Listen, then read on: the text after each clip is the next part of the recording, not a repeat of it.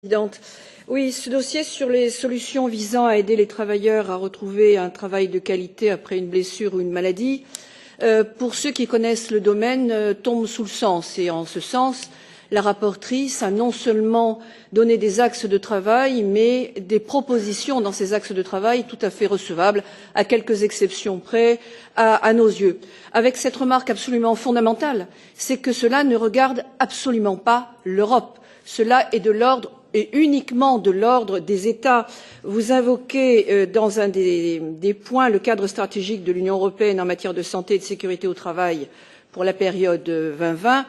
Très honnêtement, tout cela ne dépend que des codes du travail de chaque État membre, du code du travail, du code de la sécurité sociale, de tous les dispositifs à l'intérieur des entreprises qui ont été discutés avec les partenaires sociaux. En aucun cas, l'Europe ne doit ajouter une contrainte de plus, parce que ce que je voudrais faire remarquer, c'est la responsabilité de l'Europe dans la dégradation des conditions de travail, à la fois par des processus généraux, comme on a encore entendu hier les projets sur la transparence du travail en Europe, et vous avez bien vu la réaction des entreprises disant que là, ça suffit, les entreprises n'en peuvent plus d'avoir des contraintes techniques, des contraintes normatives, des contraintes fiscales directes ou indirectes par les plans d'austérité qui nous sont imposés au fur et à mesure, tout cela pour rester dans un pacte de stabilité qui de toute façon restera toujours un déficit, ce qui, économiquement parlant, est un petit peu une aberration,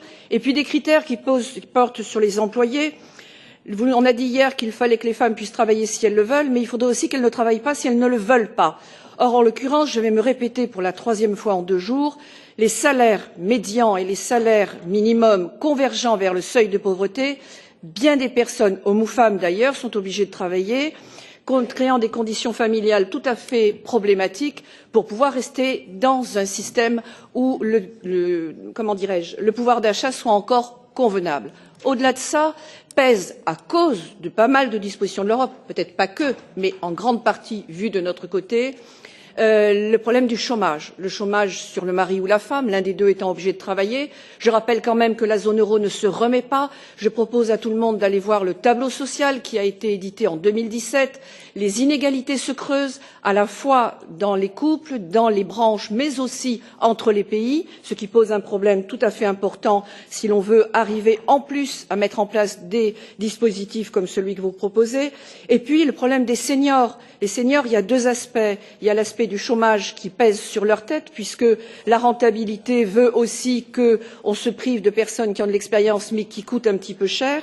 Et surtout, à l'inverse, on veut les maintenir artificiellement dans le monde du travail en repoussant en permanence l'âge de la retraite, qui fait que, chose aberrante au XXIe siècle, les grands-parents sont obligés de travailler pour payer le chômage de leurs petits-enfants, tels que sont conçus nos systèmes sociaux. Alors, oui, au contenu de ce dossier, oui, nous travaillerons et nous verrons comment nous pouvons trouver une part de ce qui va être la part de l'Europe et la part des États, mais s'il vous plaît, cessez de bousculer à la fois les entreprises et les travailleurs. Vous parlez en leur nom, peut-être ne connaissez-vous pas véritablement la réalité du terrain. Je vous remercie.